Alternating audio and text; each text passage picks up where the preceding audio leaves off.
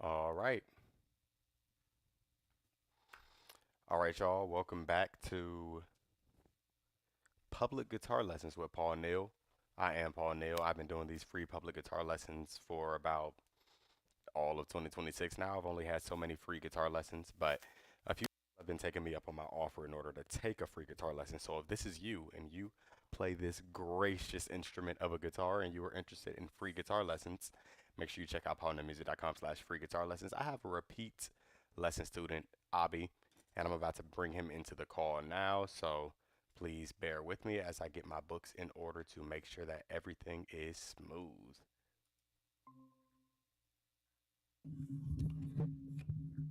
Abi, Second, Paul, let me grab my guitar. Just a second. no worries.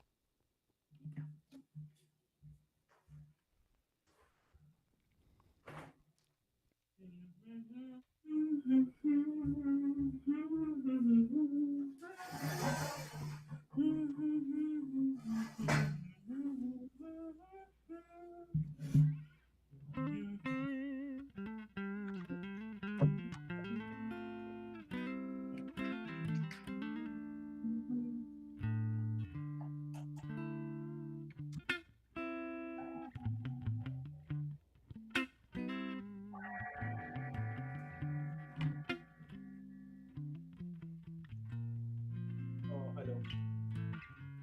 What up, Abi? How are you? I'm doing fine, doing great, better than before. Also, is it Indeed. audible? I can hear you. Okay. Yeah, so I wanted to work on my technique today. So basically, once we hopped off that call, I took your advice, and before, like just randomly putting on a backing track and just hitting random notes, I actually started deep diving into things, and I was reading this book where there's this thing called it starts from M, Um, motif. Not familiar with that one. Motif is like, Oh, motif. let's say, Yeah. yeah, Go on though. like let's say that you have a solo, and let's take Stairway for Heaven, for example. It goes like this. It goes like. Mhm.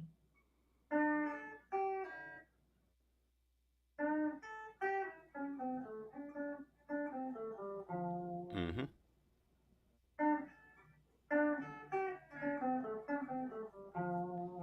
So it That. is in the key of A minor, and the 1357 thing is the motive. Is it okay if I rejoin? Your video is lagging. Yeah, I did see that it's lagging on my end as well. I'm wondering if that's my connection. I'm not sure.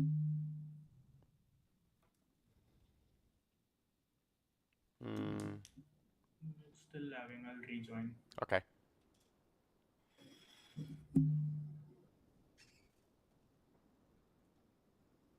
There's a delay in the audio as well.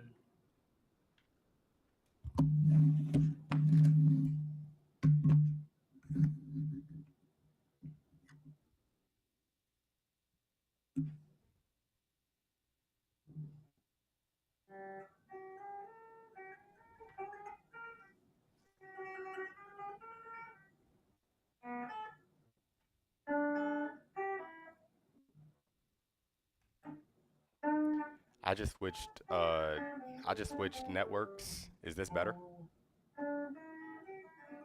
Abi, can you hear me? It's better now. Cool. I just switched networks. Hopefully that improved everything. Yeah, it's way better now. Okay, so I was reading about motives, like how you can write strong licks using the 1357 of any scale, especially Yes. a minor scale. I was, instead of seeing the whole neck, I was focusing on a single box, and I was trying to come up with licks such as like you know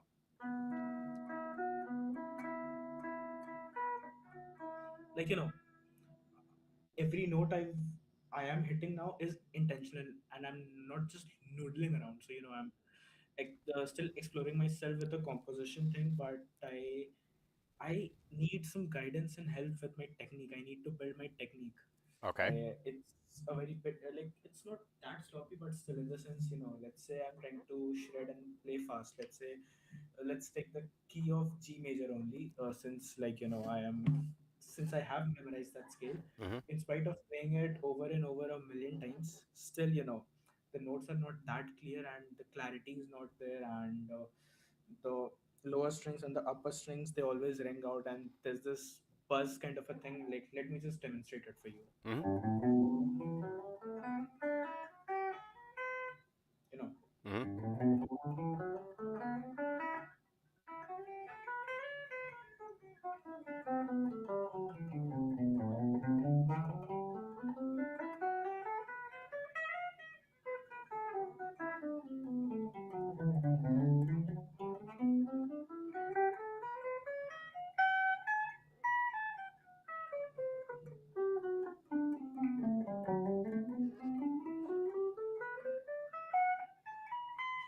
As you can see, some of the notes are not that clear, It's only and some there's though.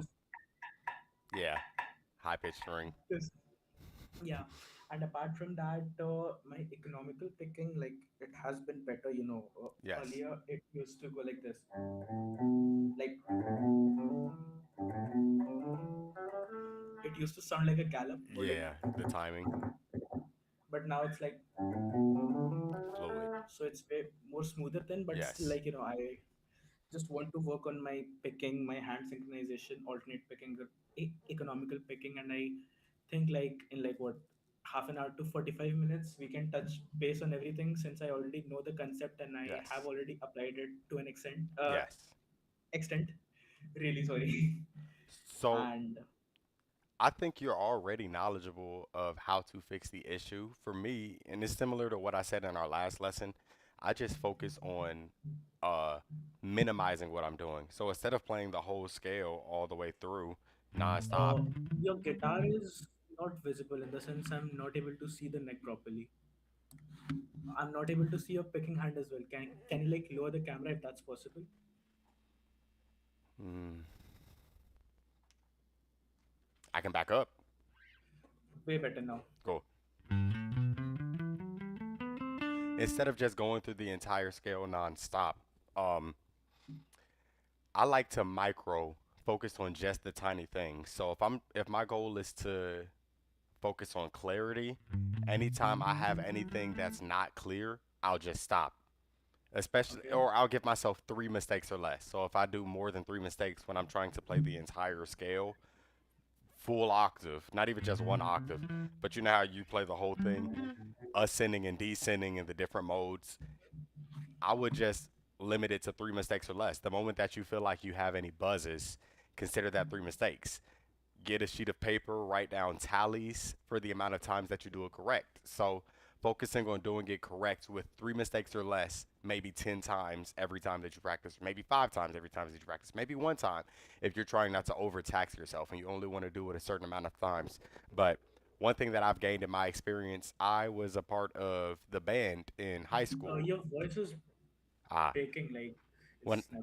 when I moved back, I moved my microphone. I think my microphone is Uh, coming from here. Can you hear me better with yes. this? Okay. Yeah. Yeah. I'm just gonna sit it down. Can you hear me Sorry for the still? trouble. Can you hear Yeah, me it's still? fine now. Okay, cool. One thing that I did when I was in the band in high school, we had a standard, if you will. In order to audition for leadership, you had to have everything that was in the list of standards down pat. And for your auditions, the only way that the band director would pass you off on it is if you did it with three mistakes or less. So that's the biggest reason why I implemented that rule, three mistakes or less. But it's one thing to be able to do it with three mistakes or less one time. It's another thing for you to have it as a habit of doing it with three mistakes or less. Because sure, you might have done it successfully once. You might have learned the Stairway to Heaven solo. You might have learned that and played it successfully once. But then the next time that Yeah, you try to play it, you mess up. And then that means that you really don't have it down. You know what I'm saying? Until you can do it consistently without those mistakes. So, got it.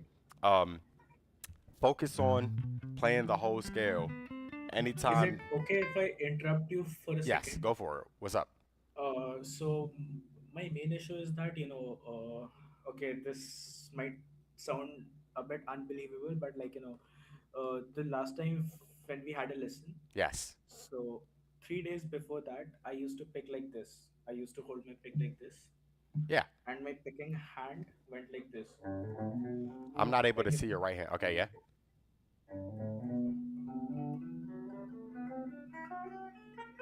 it used to be up all the time, Yes. and after that, I started resting it over here On the whenever bridge. I have no, not on the bridge.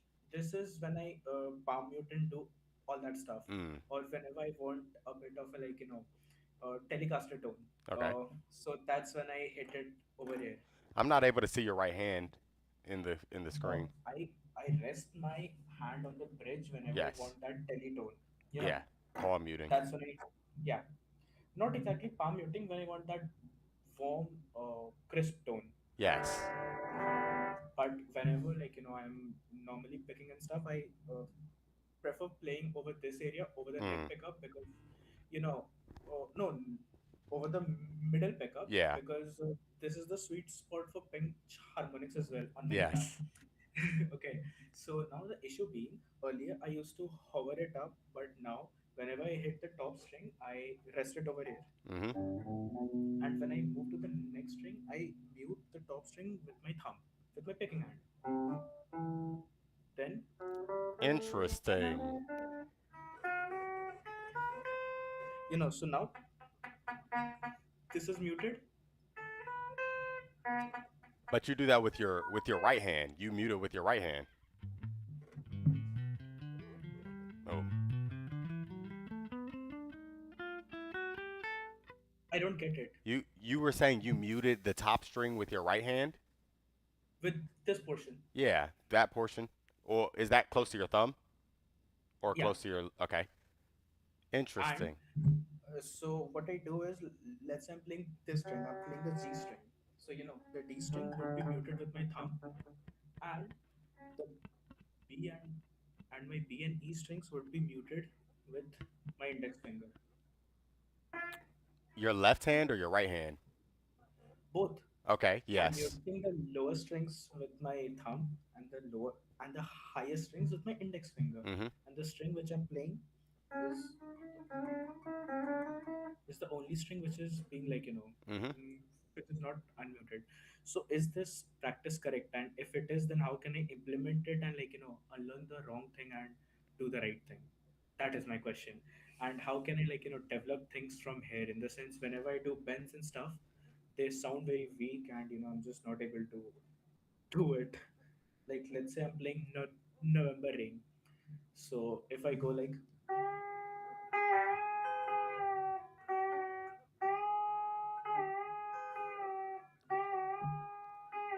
Okay.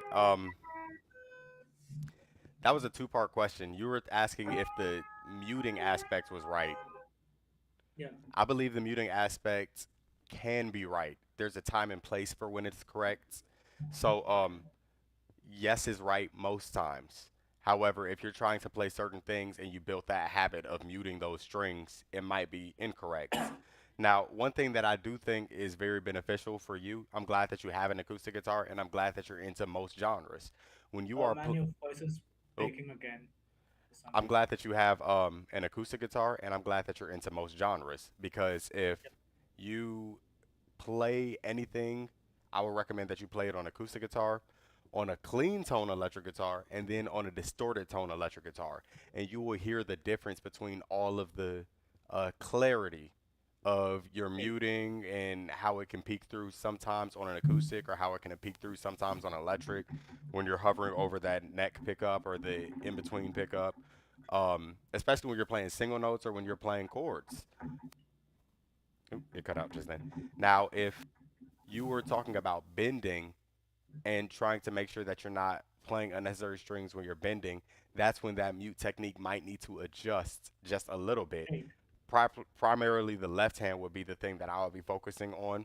Um, Okay. for bending, I turn my hand instead of lifting it up, so it's a turn of the wrist for me. Your earlier setup was good, in the sense your voice was great, everything is great. So can you come back Oh, when you were closer to the screen? yeah. I can. Yeah, I just wanted to make sure you could see my guitar. I don't know why the camera adjusted. Uh, the neck is visible, but I think you have zoomed out. Yeah, yeah, reframe, the more neck is options. visible. Show my full video.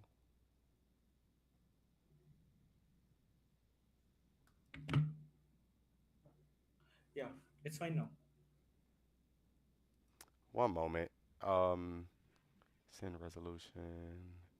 Just a second, someone is calling me. I'll Okay. be right back Do you think? in a second, actually. Ooh.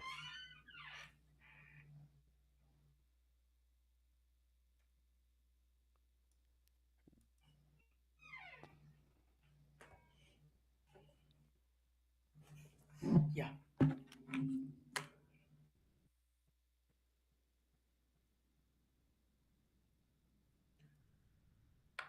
Uh-oh. yeah. I so I Google is doing this to me. It's just changing my camera angle. I don't know why. And I was slightly lagging. it's fine now. Yeah, you're lagging now. Ugh, I gotta get this worked out. Is the audio going in and out? Yeah, but your video is lagging now. I Should noticed. I consider rejoining? Mm,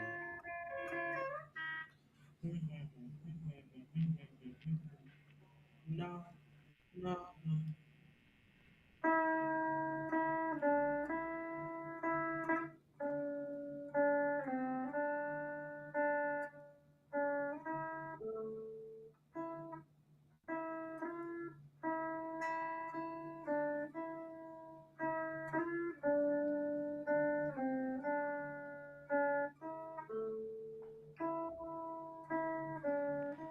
let me go grab my tripod really quickly. I'm gonna use my phone camera.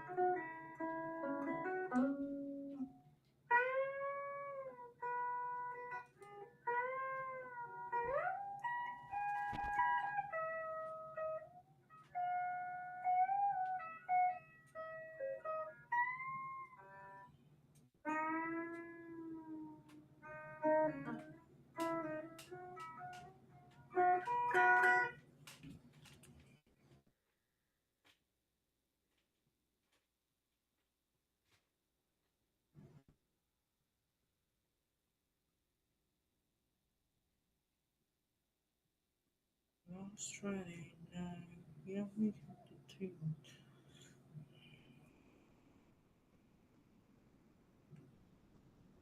do it all again this Friday night.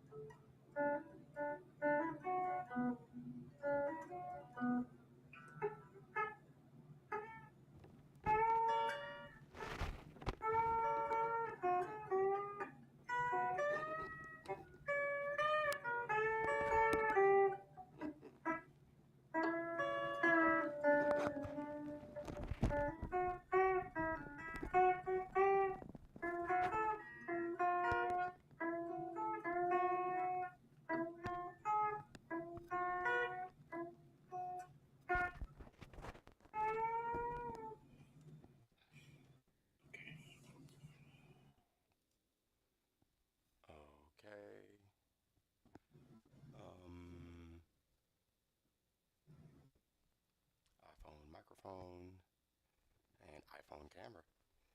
And I believe this is a decent angle. You should probably be able to see me well and my guitar. Yeah, everything is clear. Perfect. Sorry about that. I don't know why today the connection No wants to worries. be dangerous. Um, so yes, I was saying as when I bend, I notice you're doing a lot of bends just by pushing the string upward. Yeah. I'm using my index and thumb as a pivot while I turn my wrist. So I kind of push the strings upward by turning my wrist. Got it. Yeah, that's usually how I do it. And now with that new motion, you have to get used to tuning it. So Just a playing a note second. a whole step. This is how we do a vibrato, and this is how we bend a string. Yes, yes. Got it. hmm And that works going downwards as well.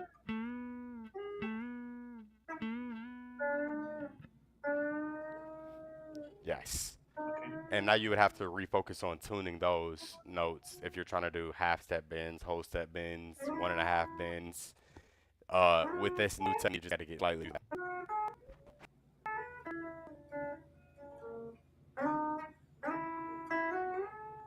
So have you started your lick library? Yes, I'm not yet, still focusing on improvising on, solos. But about that, it's like I have the solo part. I'm not actually sure how I'm learning this. I'll leave a solo of an Indian track, like it's Indian. It's from a Indian rock movie. The movie's name Con. So the solos go like.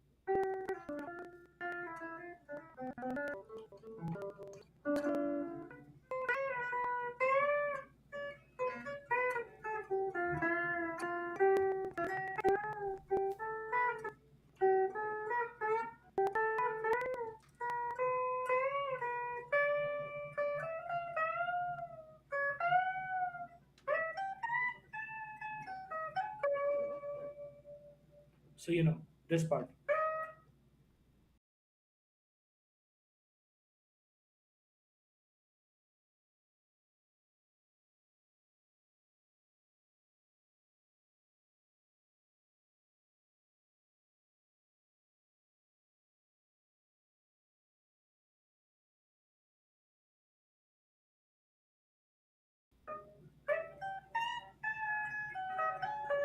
This I can like be a that one. lick.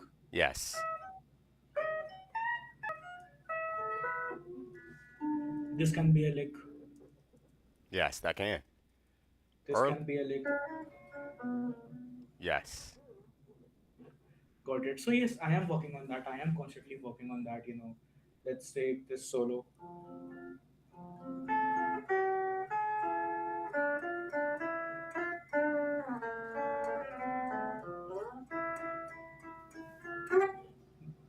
This part.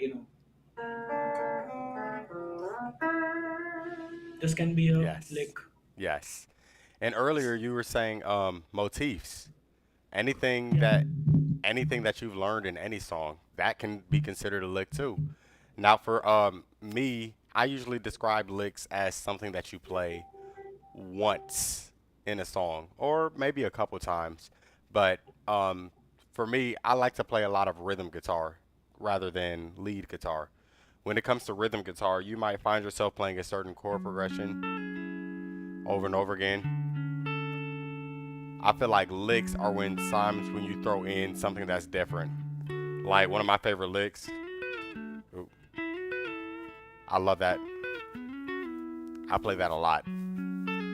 So adding that into a chord progression randomly is the reason why I would call it a lick.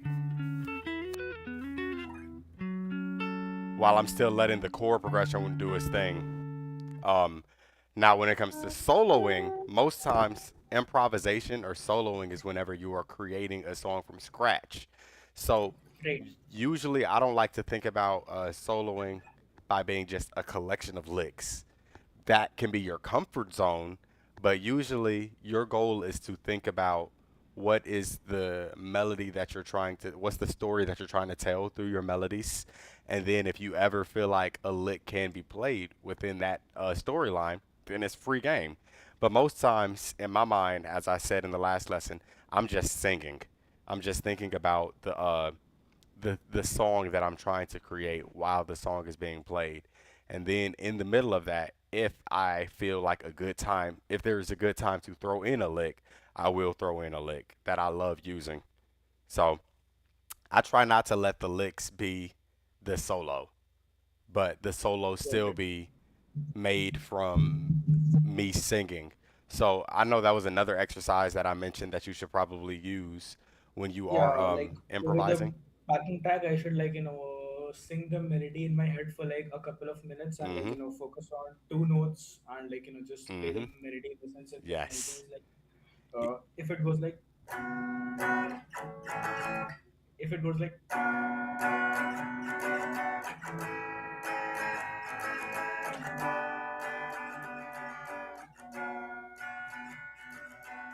then I should be like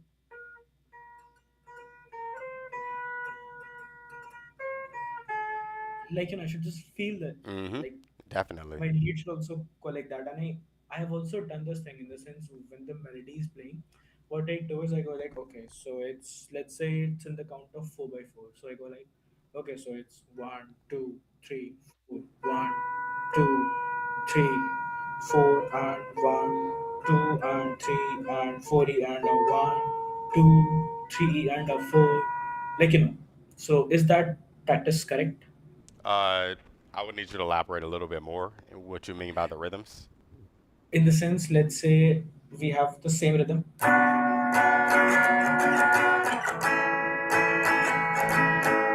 So while creating a melody over the rhythm, I create the rhythm in the sense, let's say I'm focusing on quarter notes. So I go like over the 4 by 4. If the beat is going like 1, 2, 3, 4, I would also go like 1, 2, 3, 4. Then I would go like 1, 2, 3, and 4. 1, 2, 4, 3 E and a 4. One, Mm-hmm. 2 E and a 3 E and a 4 and 1, 2, 3, 4. Yeah. So is this practice good? Uh, I would. it can work. For me, whenever I'm doing it, my goal is to complement the background that's already happening. So in your chord progression, if the rhythm was this the whole time, I try not to do a solo that plays the same rhythm as the background, but I try to do a solo that does something different. We can also harmonize the rhythm with the solo, right? Say that At a again. point. We can also harmonize the rhythm with the solo. Yes, Like, you can. I wouldn't do it the whole time though. I think that's a crutch right. sometimes that I think that's a crutch that beginner improvisers do sometimes. I had a student, he just graduated last year, but every single time he used to love setting up loops on the looper and he had his go-to rhythms that he did for every backing chord. But then when it was time to solo, he did the same rhythm on the solo. And I'm like, well, that doesn't make the solo stand out. Now, there are times Right. where you do want to harmonize the backing track with your rhythms by playing like a single line, slightly higher or slightly around, which is good. Sure, you're just setting up more of that background, more of that harmony, but it feels more background, more harmony. It feels like an expansion of it, but it doesn't feel like an individualized moment that you're trying to capture when you're soloing. So, um, complementary, not necessarily adding more to. That's how I kind of look at it. Got it. Yes. I get it. Indeed. Okay, so improvisation is cool. So what else can I work when it comes to technique in the sense? Also, one more thing. Let's say I'm Yes. playing a solo. While learning the solo, I learn it like my thumb is up here. Hmm.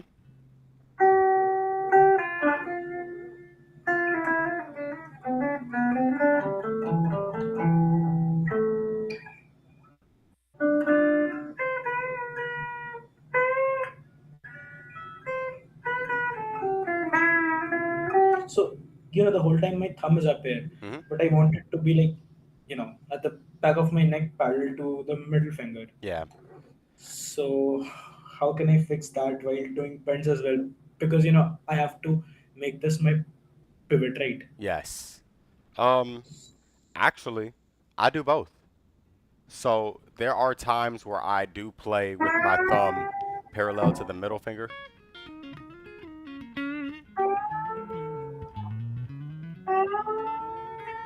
I feel like if I'm playing fast, that's where my thumb is more upright in the back. But if I'm playing slow and bends and I want to put a lot of energy and emphasis, that's when I use the time to actually how do I put it? Put my thumb up top. Um, I don't mind. The thumb up top isn't bad. I think a lot of people who learn classical style or like the classical approach, which are guitar upright, like how people who play flying V sit or on a classical guitar, their thumb is always in the back.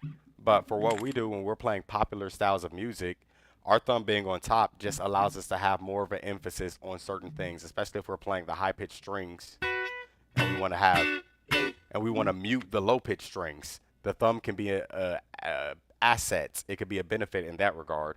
Or if you're trying to do anything. So yeah, there's times where yes, I bend it, but in order to help me mute it, I use my thumb. Sometimes I use my palm. Sometimes I use the other fingers that aren't used. So only time that my thumb is really in the back is if I'm playing fast, like chromatic lines. That's the only time that I'd ever really have my thumb sitting vertical. But you know how to practice it already though. I'm almost certain that you do.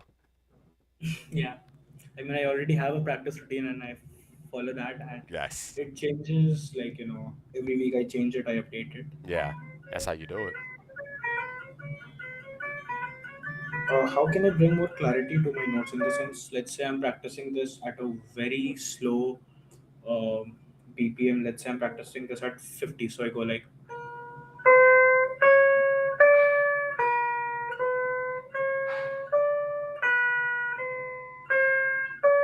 or let's speed up and let's say that my base BPM is 150, so I go like,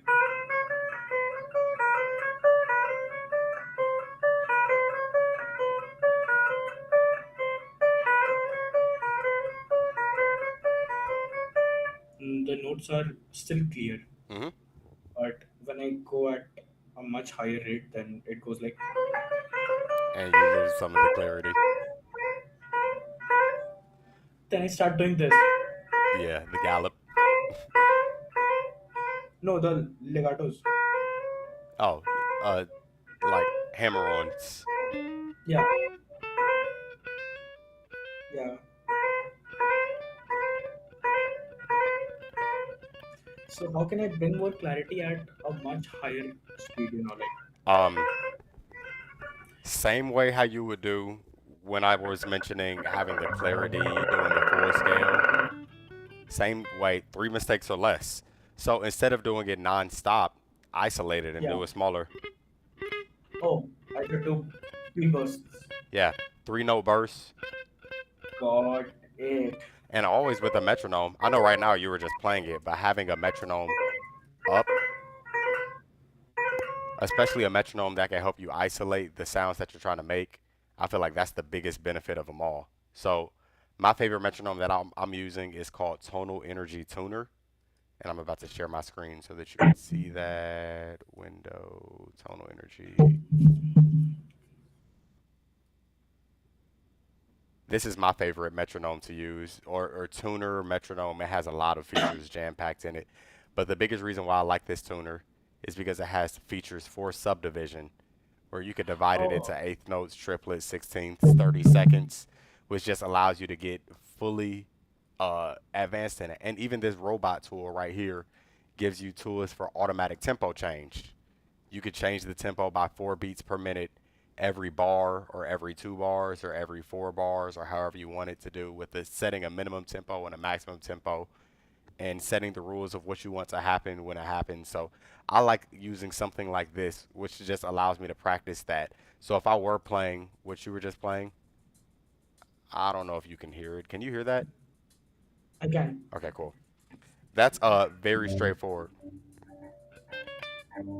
That's the same every single time. Uh, Automatic tempo change didn't happen yet. Turn that on and turn that off. There it goes.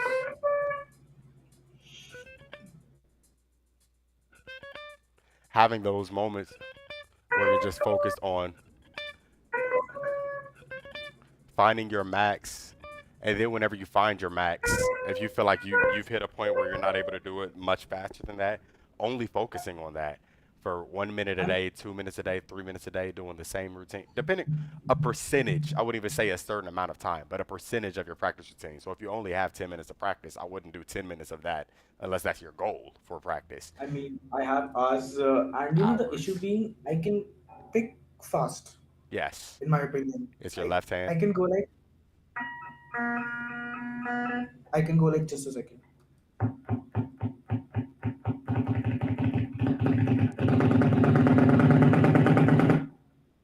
You know. That's So fast. I just know it for a fact that picking is not a problem for It's the me. left hand. It's the left hand. Picking is not an issue. It has never been one. It's the left hand. So how can I work on that? Relax it. And that's the same thing for your right hand. I noticed as you were building up the speed of your right hand, you started playing heavier. It sounded louder rather than it sounding faster. For both of those, whenever you're trying to do anything faster, you have to lighten that feel. That way you're not But doing it too after a strongly. certain point, it just like it happens to be hard and stiff. Like I just can't help it after a certain point. Well, keep working at it. I know it sounds very simple at that, but that is the key to just continue doing it until you can get faster at it. So,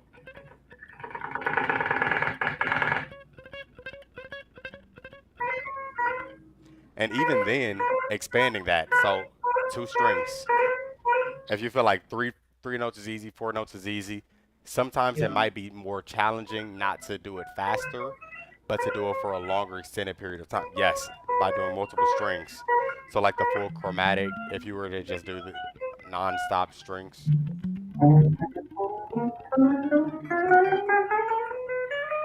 Yep.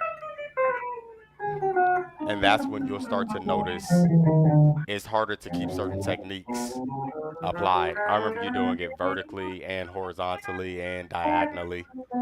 All of those concepts still applies because you might be able to do those 4 notes quickly, but then doing it at a fast tempo like that shows you. got it. Yep. Continue working at it though. Thanks. But you're doing great. You are doing Of course, great. man. Indeed. Thank you. Of course. Sorry for booking another lesson so fast. You I don't have to genuinely, apologize. I'm available. I'm I here. I genuinely realized that technique and especially bends is something which I need to work on, Hmm. and especially my muting when it comes to bends, because while picking it's somewhat okay. Like I don't think that noise is there anymore. And that's the thing. I don't know if I fully touched on that. Yes, I'm using my thumb to mute some of the strings, but Yeah, when you bend, your fingers are going to touch the string that you're bending into. So using your right hand to mute the string that you're bending into. Like my right hand is muting string got 4, it. you know what I'm saying? While my Yes, thumb I do. on my left hand is muting strings 5 and 6. You're a blues guy, right? Say it again. You're a blues guy, right? I like blues. I like neo So soul. I you like R&B. But you must yes. have heard of John Mayer. Yes, of course. Yeah, like Yes. that is a pretty obvious thing. Anyways, what I Yes. was saying is, I'll be very honest with you. I have always loved the heavy metal stuff, Of the course. death metal stuff. But Mhm. I got into John Mayer very recently, and I was listening to Slow Dancing in a Burning Room, and Yes. from there, yesterday only. I'm talking about yesterday, and I discovered this technique called raking. It goes like, Raking, yes. Yes. and it sounds so beautiful. Like, I'm I actually learned doing it everywhere. I learned raking from Can't Stop. BB King. I learned Oh, okay. that's where I learned, even though that's not necessarily with the bend included into it, but having that ability to mute all the strings while just trying to attack one string.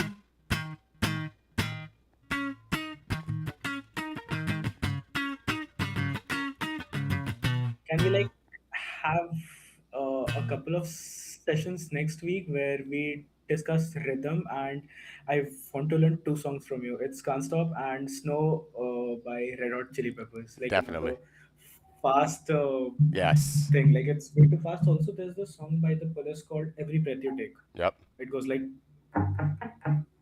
Yep. and then it goes like, so the finger stretches are crazy. So how Yes. can I work on that? Yeah. We can make that happen. Whenever you're ready, just book that time. I'll have the music. Yeah, I'm pretty sure you already have the music, but I'll have it written out in a way that I find it easier. Because oftentimes there's so many different ways to play the same thing. I know you were talking about something earlier, and I wanted to throw this in. Um, when you're focusing on your improvisation, playing the same thing all of the different places. So if you found a lick that you like, and that's the lick that you like, finding all of the different places that you can play it. Oop. All of the different places on the neck that you can play that sounds the same just helps you overall so that you can connect those dots to the different places. But also just this, you might have to apply a different technique when you're on certain strings. Even though it's the same notes, being in a different yeah. position of the guitar requires you to use the thumb over, the thumb behind, or the palm aspect. So, but I will have the music written for you for those songs. That way, when it is I time to look at mean, it, I'll yeah. people play things very similarly, but they might have just that slight variation. And I feel like the way how I play things works for me. And if it doesn't work for you, we can make those adjustments. Unlike if you found the music anywhere, it's hard to adjust it anywhere else. But yeah, I'll have that. We Snow can make and that Can't happen. Stop are the two songs which I would like love to learn from you. Apart from Yes. that, how can we work on rhythms in the sense I think my lead playing has significantly improved in the last few days. Yes. And apart from that, like ever since I started around October November 2025. Hmm. So ever since then I've only been focusing on leads, and when it comes to rhythms I only know my bar chords. I only know them because all the kids arpeggios and the scales are associated with them. Yeah. So I just know a very few basic rhythms such as waltz, march, swings, soul, and all. But I just can't feel the rhythm, and I need to feel the groove and the rhythm. I need to develop a sense of it. So And by rhythm, you're can talking about rhythm guitar, like background guitar, not necessarily. Okay, yeah, just double checking. rhythm guitar as a whole. Like Um, I don't even know the basics. you do. You're playing a chord progression. So, when it comes to uh, rhythm guitar is usually they're not a Paul, good. just a second. Okay. In the sense, can I play a song for you? Yes. I was listening to this earlier, and just a second. The song goes like, uh,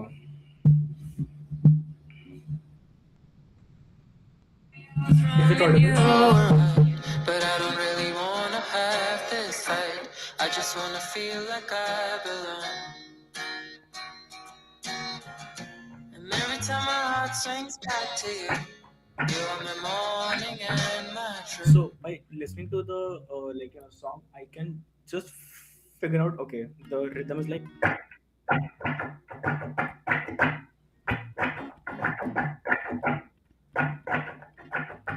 Apart from that, I just know the very basic groove and the rhythm. Apart from that, I don't know shit, and I'm not able to maintain time. So. Um, my biggest so rhythm guitar is a roll. If you were talking about doing it for, if you were talking about doing it for anything, I would definitely recommend using a program like this. This is a website, but it's also an app. It's called Moises, and it Yeah. allows you to stem split. So you could take out the keys or the piano or the guitar or any of those things. I'm Okay. upset that it's not letting me show all my songs. I'm gonna close this and then reopen it. Moises, share screen. Um, Using a platform like this allows you to practice your rhythm guitar. So if you were looking at any song, um, you can mute the parts that you want to focus on. So if you're muting the guitar, now you have the opportunity to just play the guitar part along with the song. Recording it, whether you're doing audio or video, Moises doesn't allow you to record. It probably does. I just don't use it. I just record on a separate device like my cell phone or using a DAW. Um, but I mean, I focusing used to on do just this that on role, BandLab, but this site seems way better. yes. What site did you say you were using? It was BandLab. It's a BandLab. dog. Oh yeah. Yeah. Well, this isn't made for recording. This is just made for stem splitting. I didn't know BandLab did stem splitting. But any song that you could imagine, um, I'm just gonna do a Michael Jackson song just because I've been doing a lot of Michael Jackson lately. If you were playing, Billie Jean doesn't have Beat It. This has a heavy electric guitar thing, but that's lead guitar. There's a portion when he goes into the verse, and that's an easy rhythm, right? But sometimes your rhythm might be slightly too fast for it or too slow for it. But when you do it to Right. the song, you have to focus on the groove of the song. When you're doing it by yourself, then sure, you're doing it. But playing along to real songs is what makes things easier. So having an opportunity like this where you're using Moises and you can mute the track. Let me the vocals too.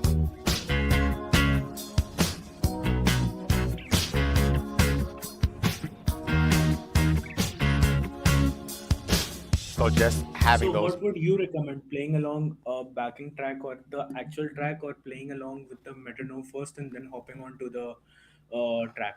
I love doing it to the song first. That's just me. Okay. I do I metronome mean, even study. I prefer that. Yes, I do metronome study when I'm focused on technique mainly, um, Okay. or whenever I'm creating, and I don't want to just create to something that's already existing. That's the main time that I'm using a metronome. I love using just the track itself, just because if you're focusing on the track, then it allows you to focus on the groove or the role of being a rhythm guitarist. Now, if you're focused on a metronome, then you're focused on your individual.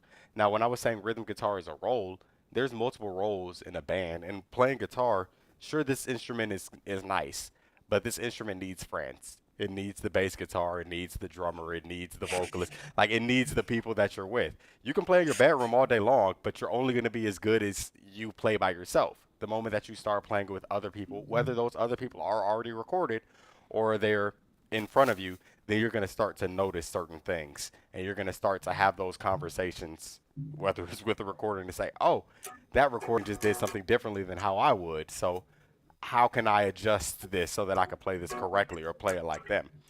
So, yeah, always with the song, whether it's the real song or not.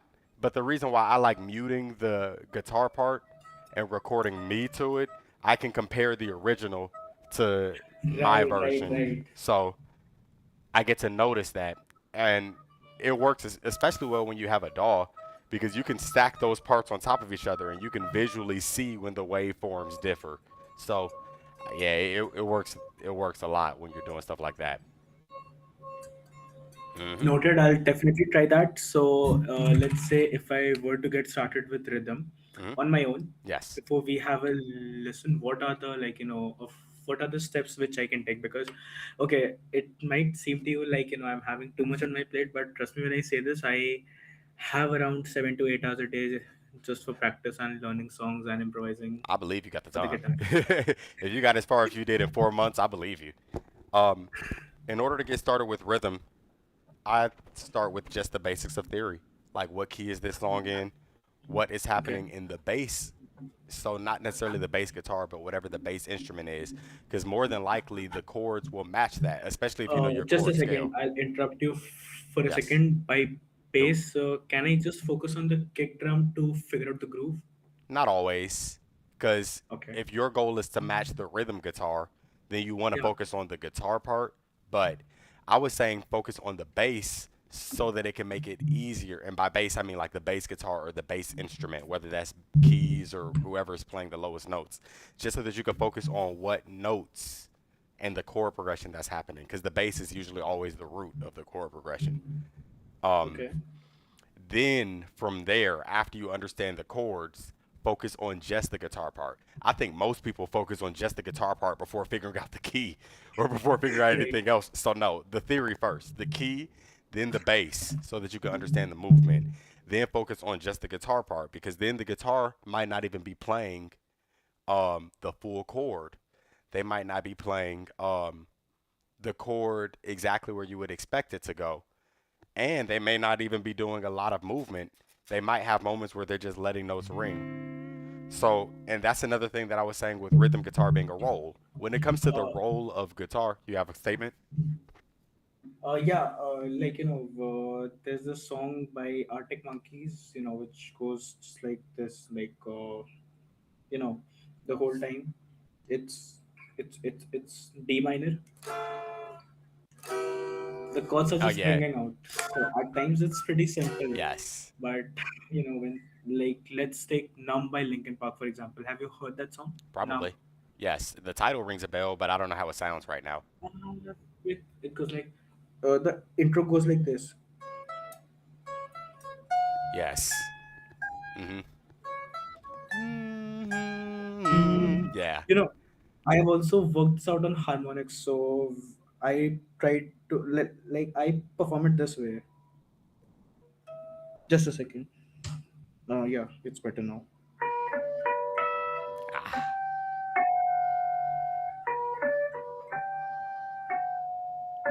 loud. Yes. Anyways, so the rhythm in the song goes like this.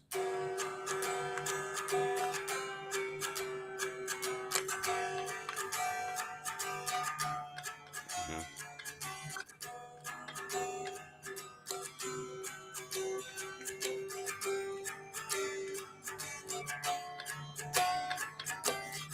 Mhm. So these are the songs where the chords are very basic, the rhythm Yes. is very basic in my opinion, but still I'm not able to figure out the chords by ear. Like, okay, I was somehow able to figure out the root. Like, Nice. I do that method. I was uh, basically stalking you on YouTube, and I found one of your lessons where you were teaching this. Like, this person, like, whenever they have to figure out the root of a song, Mhm. let's start with these. So if the chord progression is going, I should go like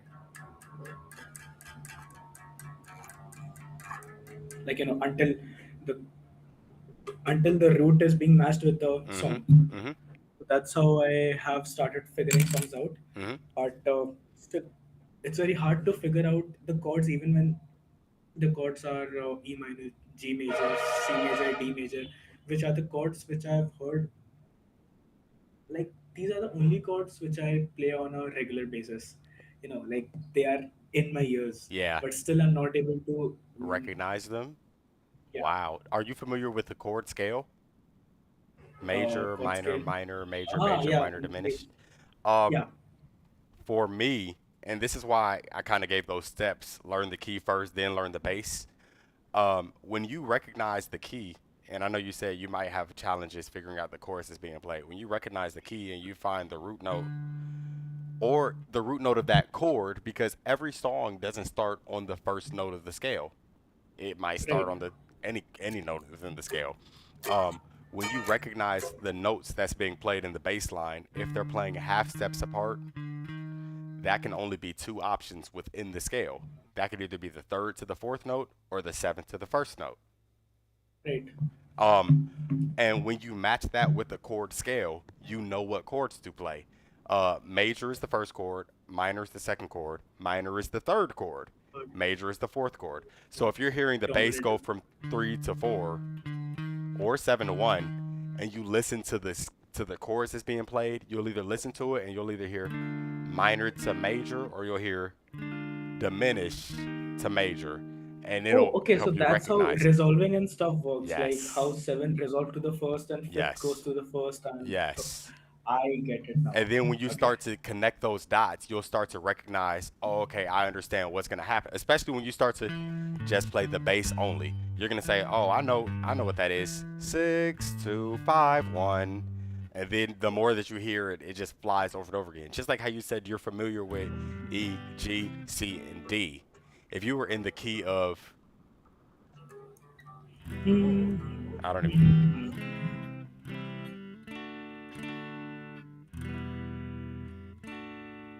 if you were in the key of E minor,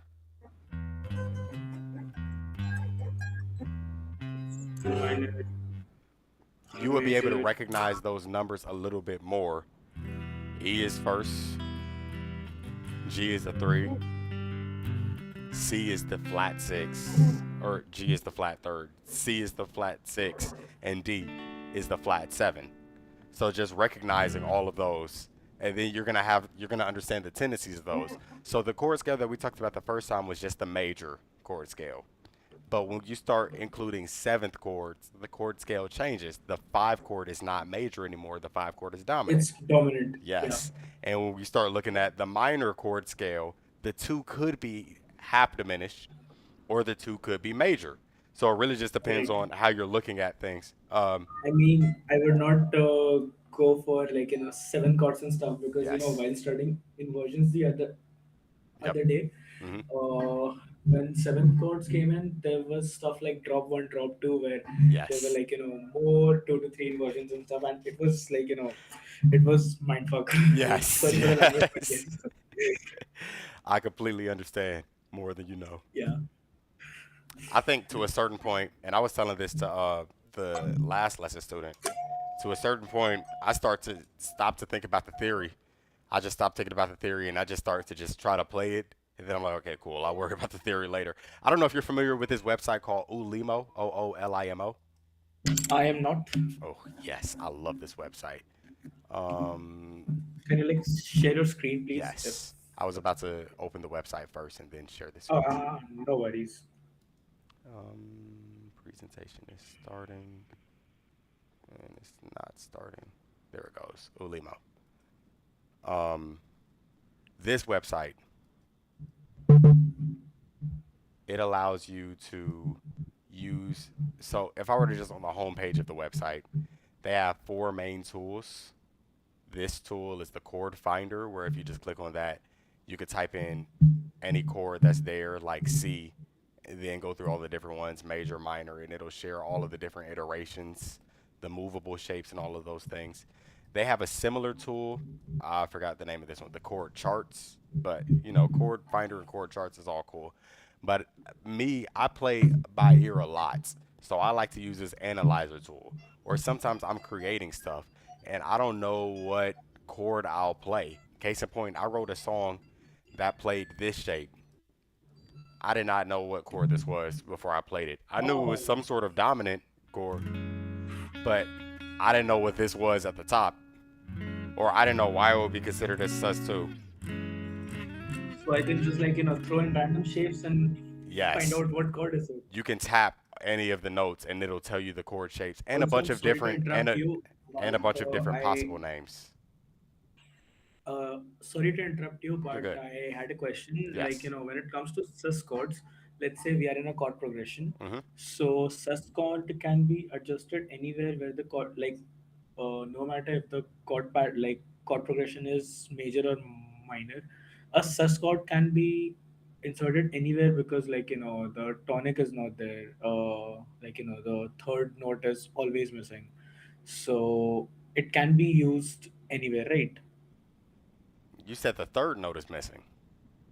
Yeah, when it comes to sus chords only, suspended chords. Yes. So I can't say for certain that they can be used anywhere. Most Okay. times those chords are used to help emphasize a delay in the resolve of a melody. So the biggest thing about harmony, sure we might like all of our chords, but it always stems from a melody.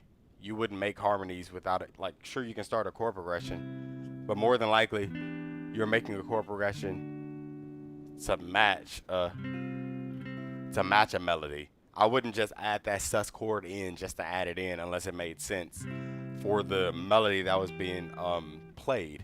So I just made this random chord progression on the spot if this was my melody. Na na na na na na na na na na. If that was my melody, I wouldn't add that sus 4 in there or that sus 2 before I start playing because it wouldn't make sense unless the melody wanted me to do it. Like if I did this. Na na na na na na na na Got it. na. Like I just stayed on that note a little bit longer and might want to resolve. So it only makes sense in certain aspects. I get your point. You know, I always had this perception that augmented and diminished chords are the only chords which are used, like, which are used as passing chords and resolving chords. Yeah. But I get that suspended chords can also be used as that. Okay, got it. Mhm. Thanks. Anyways, you were talking about this website. I'll check it out for sure. Yes. Mainly the chord finder tool. So the one that looks like a lab tube. That's the main one that I use whenever I know I'm playing chord shapes, but I may not know the exact name of what I played. And I'm like, oh, I've seen this chord before, but I don't know what the name of it is. It just gives me a little bit more clarity, especially the possible chord names, because you might think, well, how does this chord work in this scenario if we're not even in this key? But then you see that it does work in this scenario because it might have a different name for that key. Right. Yes.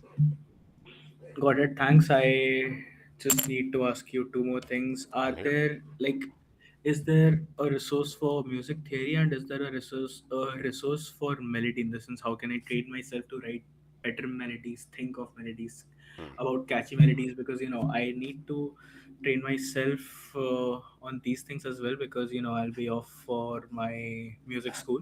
I'll be off to music school around Yes. September, Nice. and as you know, like in music schools and stuff, theory is emphasized upon a lot. Yes. That It's is one of the required. reason why I am focusing so much on theory.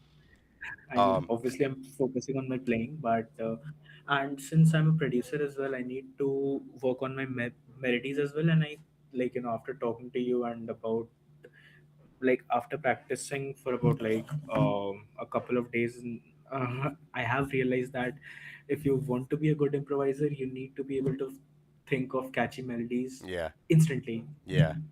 So how can I train myself on these two? Ooh. I do not have the answer to either of those questions. I hate to say it like that. So when I was starting and I felt like I was not good at my melodies, one of Yeah. my uh he was the upperclassman in university. He came up to me. He said, "Well, why don't you feel like you have good melodies?" I said, "I just feel like I don't." He said, "What melodies do you study? What melodies do you listen to?"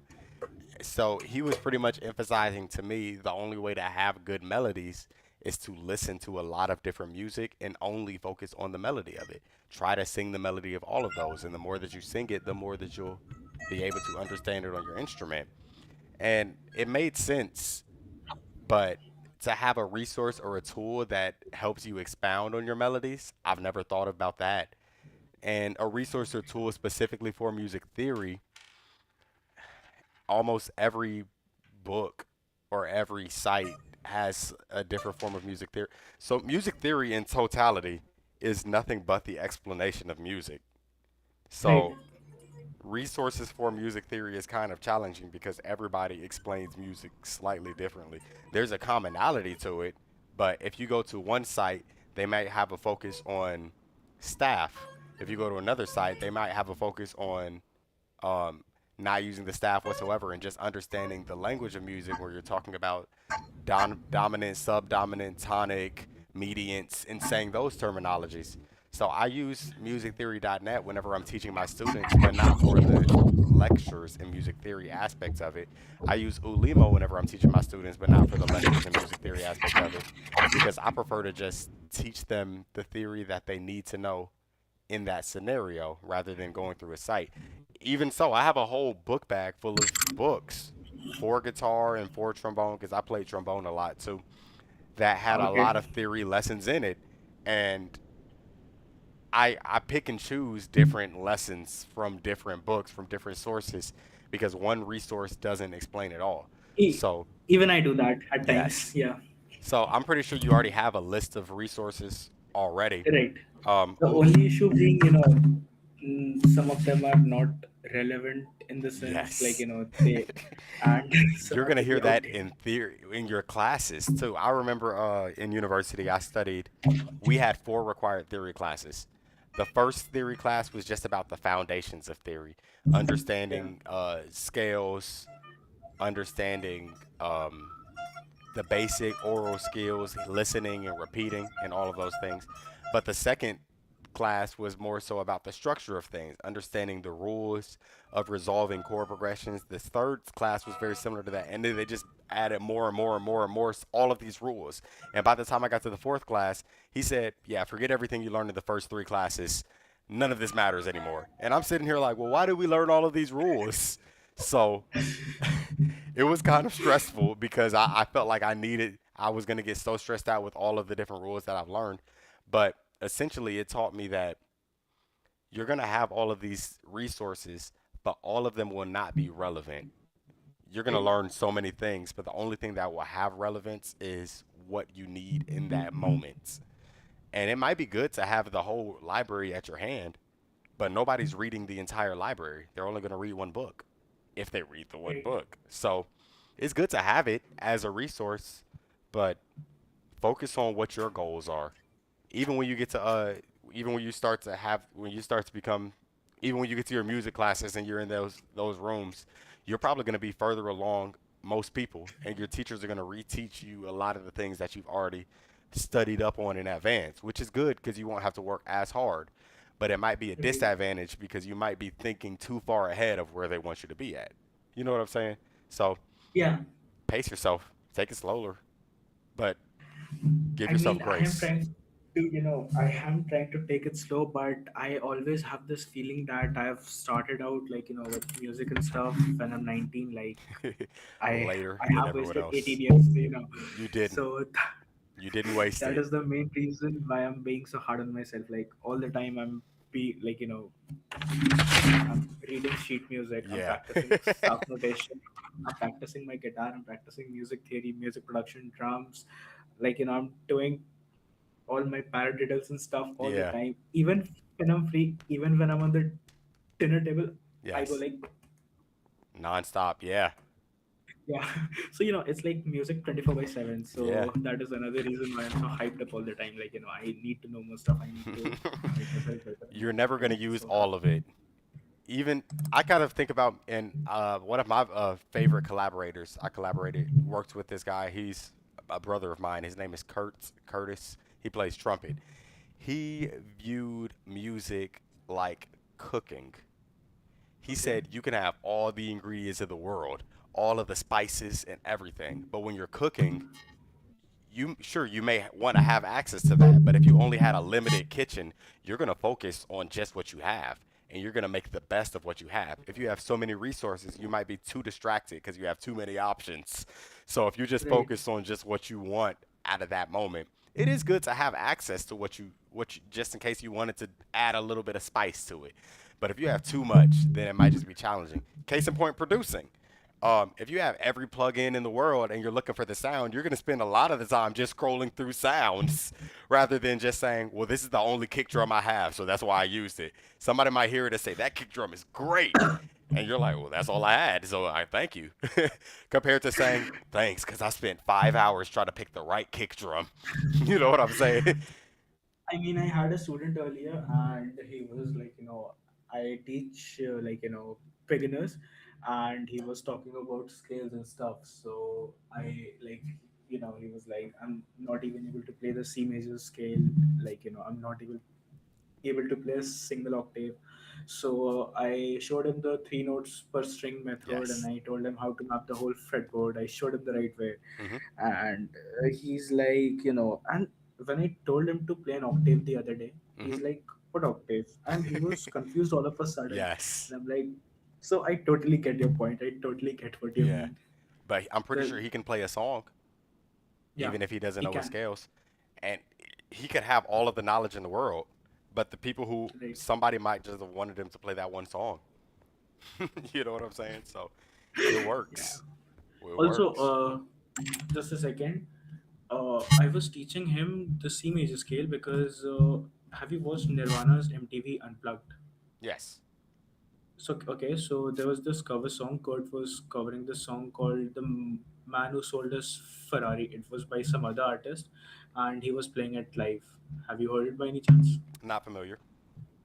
Okay, so basically, you know, midway, when he was almost like about to end the song, so when it came to soloing, bro was just like hovering up and down the C major scale and the F scale Hmm.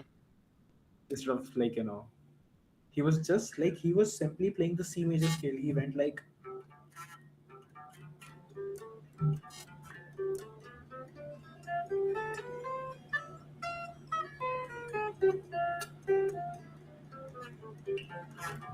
he just went like this up and down the Yeah. scale. Nonstop. So he's like, yeah. And so my student was like, which solo is that? Like, that sounded wonderful. And I'm like, bro, that's just the C major scale. And he's on MTV. You know what I'm saying? Like we Yeah. may want everything in the book just to get so good. And then there's people who don't know a thing and they get so much recognition and they don't know a thing. So, yeah, I think it's cool. That's why I learned to stop being so hard on myself about learning things. I have so many students. They're like, I need to know more chords. I need to know more scales. I need to. I need to. I need to. I said, man, majority of the time I'm playing pentatonic. That's it. I said, don't get me wrong. I know a lot of scales. I said, but I'm not playing the whole tone scale or the diminished scale randomly or like focusing on what mode to play. I said most times I'm playing pentatonic, and then I'm like, ooh, let me just think of the outside. Let me think outside of the pentatonic just for this one instant. Then I go right back to pentatonic. I said, and people love it. I said, nobody's gonna be. Only the real music theorists are gonna be in the side of the room thinking, "Oh, this would have been so much better if you did this." And I I sure mean, I every can time I cater to them. listen to Metallica, I'm like, damn, they went to the Phrygian dominant scale, they went to the Hungarian scale just Yeah, for this lick. yeah. But apart from that, no one, like, literally no one notices. No one Nobody. gives a shit. Everybody else Yeah, just thinks it sounds good.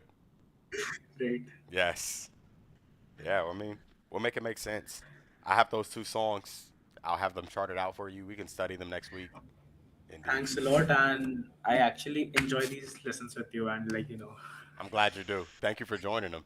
I've been getting a lot more students lately too, and I blame the fact that we're having these lessons because I haven't been promoting them as much. But the lessons themselves are promotion for the next lesson. So, thank you for right. joining this process for me. Hope you don't mind, me taking lessons these frequently. No, I love it. Somebody like you can make this happen compared to other people who haven't done anything, and they're like, "Yeah, I know I took the last lesson, but I haven't done anything in between the lesson." And I'm like, "Okay, well." So yeah, I'm grateful. Anyways, have a great day, and I'm thankful. Indeed, you Thanks a as lot. well. Bye. Bye bye. Ooh, y'all. Ooh. I don't know if anybody's watching the live right now. I have to do better with making sure I'm keeping up with the live stats. I did not. I've only had 9 views this time, so that's perfectly fine.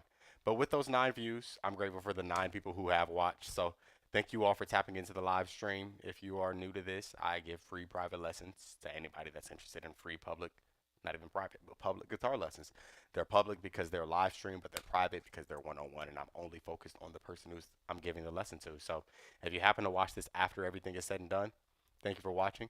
If you never watched this before, thank you for watching, and I will catch you in the next stream. Peace out, Girl Scouts. Hold it down, Cub Scouts.